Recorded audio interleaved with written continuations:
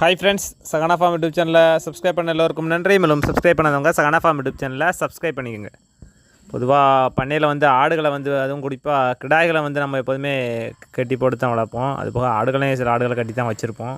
அந்த அடிப்படையில் கிடாய்களை முழுக்க முழுக்க நம்ம சென்டரில் தான் கட்டி வச்சுருப்போம். கார்னர் சைடு கண்டிப்பாக கட்ட மாட்டோம். அதை ஏன் கட்ட மாட்டோங்கிற வீடியோ இந்த வீடியோவோட கடைசியில் நீங்கள் பார்த்தாலே தெரியும். பொதுவாக கிடாய்களை பொறுத்த வரைக்கும் ஒரு குறிப்பிட்ட வயதுக்கு அப்புறம் அதனுடைய சேட்டைகள் கொஞ்சம் அதிகமாக இருக்கும். அதனால் பார்த்திங்கன்னா நம்ம சுவர் உரம் கட்டினோம்னா சுவத்தை உடைக்கிறதும், அதே டைம் பார்த்திங்கன்னா வேலி உரம் கட்டினோம்னா வேலியை கிழிக்கிறது தான் இதோட வேலைகளாகவே இருக்கும். அதனுடைய மண்டை ஊறலோ இல்லை அதற்குடைய சேட்டையோ என்னென்னு தெரியாது. அதனால் நம்ம கிடாய்களை ஃபுல்லாகவே எந்த டச்சும் இல்லாமல் சென்ட்ரலில் அதுக்கு தான் கட்டி போடுறது. இந்த வீடியோவில் பார்த்திங்கன்னா நம்ம கிடாய்கள் வேலை பார்த்துருக்க வேலைகளை பார்க்கலாம். கீழே உள்ள பழவை வச்சு அடைச்சிருக்க கொம்புட்டை குத்தி உடைச்சது தான். இது மேலே பார்த்திங்கன்னா வலியை கிழிச்சு வச்சுருக்கு.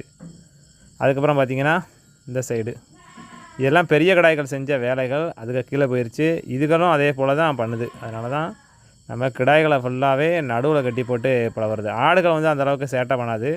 ஆனால் கிடாய்களை பொறுத்த வரைக்கும் சேட்டை பயங்கரமாக பண்ணும். அதனால் கிடாய்களை கார்னர் சைடில் என்றைக்குமே கட்டாதீங்க.